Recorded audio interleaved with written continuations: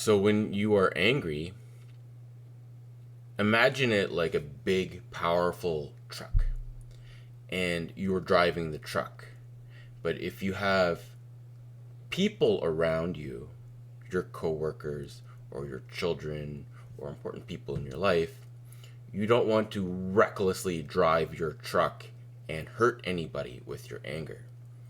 You want to calmly and slowly release the anger and drive the truck where it needs to go so that you can be safe, but without hurting anybody in the process.